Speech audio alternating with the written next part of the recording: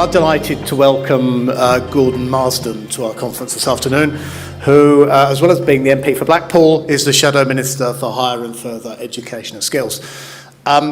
Being a busy parliamentarian, he's rushed here from the House, and I think he's got to rush back. So we're going to hear from Goron now, and then we'll do the Q&A on the last session after Goron. So, Goron, welcome, and looking forward to hearing you speak.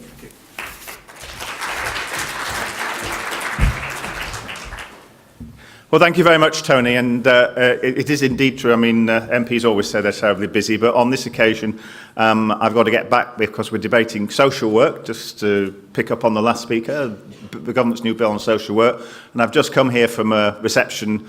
I'm afraid, June, I couldn't have brought a chef with you, but I could have brought about 3 or 4 brewers because we were doing a reception in the House for Apprenticeship Week for the brewing and beer industry.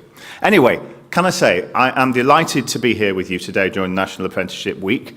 And National Apprenticeship Week, as you don't need telling, but as being a politician I will do, rightly celebrates the tens of thousands of individual successes from young beginners to, and taking up again June's point, the older workers acquiring new skills and reskilling. That's not the same as rebadging, but we won't have time to talk about that today.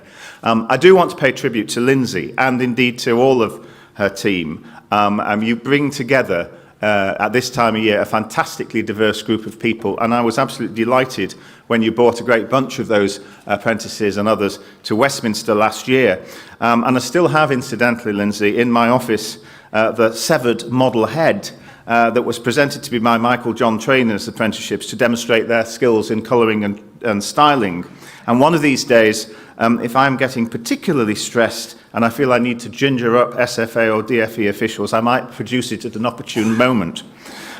Because it makes a serious point, and the serious point is this, that actually we need to concentrate, we need to look at what people do in the service sectors as well as what we look at in the high-tech sectors and everything else, because it's the service sectors that are going to be driving a very significant part of this process, all the changes that you've been hearing about in the government skills programme over the next 2 to 3 years. That's not to in any way put down the traditional apprenticeships, but we do need to focus on that area. Now, I am proud of the fact that it was the last Labour government that set up the National Apprenticeship Service and indeed introduced National Apprenticeship Week in 2008. And of course, as well as picking apprenticeships up off the floor and getting them to nearly 300,000 in 2010, we also linked the creation of apprenticeship placements to public sector contracts across a range of government departments and different projects, whether it was the Olympics or the BSF projects or the Kickstart Housing Scheme. One of the ones that we did, and this gives you some idea as how long these things sometimes take to get through, was to do the final sign-off on the Crossrail deal. And I was fortunate enough 2 years ago, when I was then Shadow Transport Minister, to go down into the bowels of London at Farringdon Tube Station and see the work that was going on there on Crossrail. And that was really a very inspiring thing because you actually saw the apprentices themselves coming from a very good, diverse background of young Londoners. I met a young woman there who had sort of enthusiastically embraced the tunnelling concept, a young guy from the BME background who'd started off selling ad space and was proud of his tunnelling efforts. And remember that 60% of the work on Crossrail has gone outside London, so there is plenty of work and plenty of apprenticeship opportunities in the supply chain for many young people there too. And so we have to ensure that while the government are going on a 3 million apprenticeship start system, that it doesn't have a negative effect on the conditions for apprentices. And that is a really important point. Lots of stuff talked this week about apprenticeships. Not always as much talked about apprentices, what their experience is. And that's one of the reasons why I'm glad that we've secured a debate in Westminster Hall tomorrow, where I and my colleagues will be dealing very specifically with how we can get better rights and benefits for apprentices.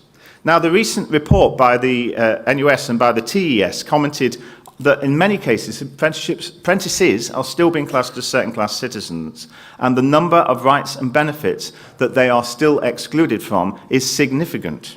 Now, if the government's serious about choosing the apprenticeship programme as the key driver in alleviating skills shortages, and I think they're right to do that, it does seem amiss that apprenticeships do still not count as an approved form of education or training by the DWP. And that causes real problems. It also causes real problems in the area of traineeships, which I shall touch on later, who I also see as being a really important, vibrant part of that process. And sadly, we know quite often that the lack of parity of esteem about apprentices starts at a very early age. There's a lot of rhetoric around careers advice these days, but it still doesn't always match the reality that faces young people. As many people know, the Careers Advice Service Connections was decimated from 2010 onwards, and young people are still, I think, in danger of being shortchanged again over their future career prospects. We need to make sure that the world of work is taken into schools. We need to have much more emphasis on that, and that's why we also have to have the input of apprentices themselves, and that's why I've championed the work of the Industry Apprenticeship Council, which is sponsored by SEMTA, and the National Organisation of Apprenticeships, which the NUS support. And in the most recent survey by the IAC and SEMTA, they found that only 42% of respondents had found out about apprenticeships from school and college. And for many of them, using their own initiative was the commonest way. Now, using your own initiative is a good way of starting, getting some of those soft or enabling skills, but it's not the best way to run a railway or indeed to run an apprenticeship programme. And so it is crucial that young people are alerted early in their school life to the importance and attraction of technical routes. We've got to maximise the opportunities for them in that respect. And I'm very glad that Ken Baker, Lord Baker's amendment to the Technical and Further Education Bill, which is currently going through Parliament, which will ensure that schools have to give access to advice about apprenticeships, has been accepted. And I fully support my colleague Nick Dakin's 10-minute rule bill, which would allow, by right, businesses and FE providers to go into schools and let students know about the opportunities available to them via apprentices. And I'm encouraged as well that the new Ofsted Chief Inspector, Amanda Spielberg, whom I spoke to 10 days ago, is sympathetic to a much stronger push from Ofsted on making sure that apprenticeships, the facts and the encouragement for them, really rank stronger and what schools teach them and are included in their inspections properly. Because there's an old saying, I'm sure some of you know it in the management consultancy business, that what gets measured is what gets valued. And too often, the apprenticeship and the careers aspects of schools' life do not get measured. Now, as I've said, the government are going to great lengths to promote the apprenticeship programme and to ensure that the 3 million target is reached. And we don't have a problem with that target. It wasn't our target, but we don't have a problem with it. But what we do want to see is that as many of those apprenticeships at 3 million are quality apprenticeships and not rebadged ones. And of course, and there's been a new report from the Learning and Work Institute this week, which says that although the government is close to meeting that target, they are sometimes missing the point of expansion. And they say there is a risk of hitting the target but missing the point. And I believe that we do need to turbocharge that access on quality and the ability to build world-class vocational skills. Now, this need to sharpen up is important particularly for disadvantaged groups and, for example, among BAME apprentices. There are significant inequalities in apprenticeship participation, as the research finds, and people from Black, Asian and minority ethnic backgrounds, people from low-income families, people with health problems and disabilities are still less likely to undertake an apprenticeship. However, and I know this anecdotally, but I also know it from some of the other surveys, once they get apprenticeships, the outcomes for them are often as good as, if not significantly better than, people who are in those groups. Now, you can say it's the power of determination or whatever, but that is the case. Now, the previous government did push for a target on BAME apprentices, and we have pushed the Minister to include this target and others in the bill, but so far they've fought shy of it. According to the report, 3 million apprenticeships, building ladders of opportunity, people from BAME backgrounds make up 15% of the working age population, but only 10% of apprenticeship starts. And these statistics are reinforced by the recent McGregor-Smith review, which states the unemployment rate for BAME people is 5.5% higher than for white workers with the same qualifications. And it's not just BME apprentices that can have these inequalities, care leavers, people with disabilities, disadvantaged backgrounds, as I've said, all part and parcel of the situation.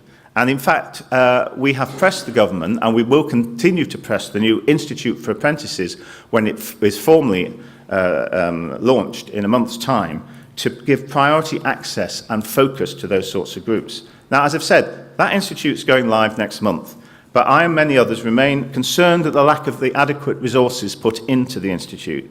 We have repeatedly warned about this, and there is this is a major change. This is something that has really got to turbocharge and energise the standards process, and yet we're launching it with only 80 people nationwide at £8 million. We don't actually have a permanent chief executive for it in post at the moment. And the institute itself will be taking on the whole area of technical education, which is absolutely the right thing to do within 12 months. So we are concerned about the capacity available. And the events that I've been to already this week suggest that people at the coalface are as well. And staffing levels at the SFA have reduced over the last 5 years. And of course, we don't have the UK CES as a backstop either. So it is really important that we keep that focus there. Because as I said at a reception last night for the automotive industry, when I spoke about those young people who are already going great guns there in apprenticeships, not just in manufacturing in the motor industry incidentally, but also in dealerships and research, that I hope and I trust that it will all come out in the wash. But we could have done with a bit more powder in the washing machine to do the wash in the first place. Now, one of the biggest concerns I think that face apprentices and apprenticeships going forward, following the levy's introduction, is what's going to happen to SMEs who are reliant on their apprenticeships. I know from my own experience in Blackpool, that where we have loads and loads of SMEs, that if you can get an SME engaged with the concept of an apprentice, and if that apprentice is taken on board and does good, there is no more passionate advocate for apprenticeships than that SME owner or that SME group. The problem is getting them to that point in the first place, and to come back to a point that June made, hiding the wiring for SME employers and giving them as much backstop support as possible. And the research that DFE did last October, didn't really entirely allay these concerns. We know that lots of large employers, perfectly reasonably, are looking to use their whole levy pot. But this is a situation, it'll probably be all right in year one, but it's a situation in year two that might leave precious little availability for small employers. And Mark Dorr, who's the chief executive of the Association of Employment and Learning Providers, has said, if the department's so certain that there's going to be enough money for those non-levy payers, they should be making that commitment, at least for the rest of this Parliament. Now, I know the Minister has confirmed a minimum of 440 million funding for non-levy paying employers to take on apprentices in 27 to 18, and that's very welcome. But there's been no decision made on future years' funding. There is no guarantee at the moment of SME funding beyond 2017 to 18. Now, I've said repeatedly as Shadow Skills Minister, as far back as a Training 2000 event in 2012, that we really could look more broadly at how we encourage large companies to train and in some areas overtrain and then help by placing their apprenticeships both back within their own supply chains but also with other SMEs in the areas, and with that being assisted with back office support and incentivised by government. Because I'm very well aware of the fact that it's not just a question of sector, it's also a question of place that large companies can deal with and help with. So we need to scale up areas of traditional apprenticeships in manufacturing and industry, but as I've said already, the growing demands, social care, leisure, visitor services, digital and creative, all of these have got to be fitted in. Now, you'll no doubt heard, if you haven't already, I'm sure you will over the rest of the conference, about the Sainsbury Review and about the skills plan. And again, this is something which we've been waiting for, this addressing the middle-ranking technical skills for quite a long time. But at the moment, only 4 of those 15 routes that the government are bringing forward from the Sainsbury Review cover the service sector. Maybe that's something that needs looking at again.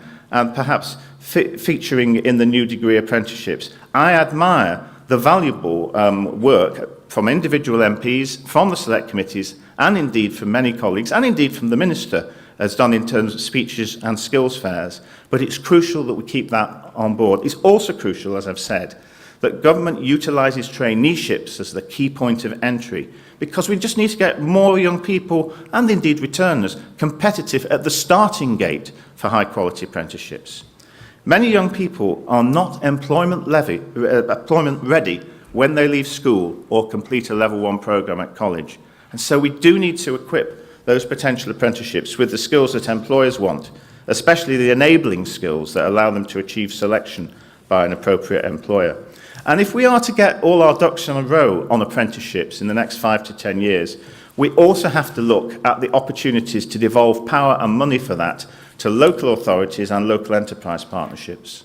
This is something that I championed about 4 years ago in a pamphlet for the Smith Institute with my local government shadow colleague, Roberta Blackman-Woods. And we talked about how a number of local authorities were already taking on apprentices and backing local apprentice initiatives.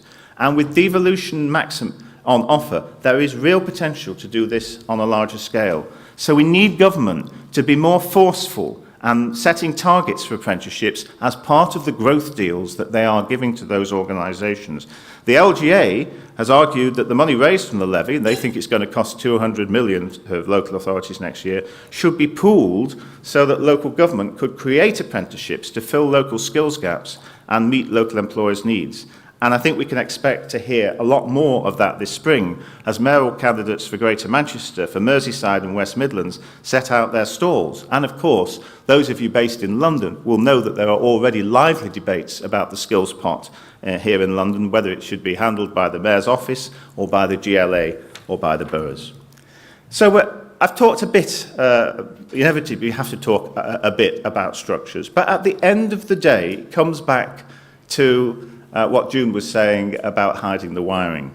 At the end of the day, what you want to focus on, what you make your passion, what the apprentices want to focus on are, will they have the jobs, will they have the skills, will they have the creative platforms that they can operate on.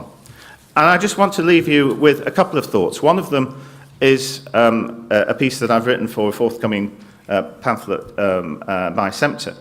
And what I've said in that is that the key issue for apprenticeships in the next 5 to 10 years is how we balance the bespoke and the often rapidly changing skills needed by specific employers and the enabling personal skills, the ways of seeing, creating and doing, rubbing along with people, if you want to use that term, that will keep individuals and businesses at the top of their game and the UK as world leaders in crucial sectors for the 2020s.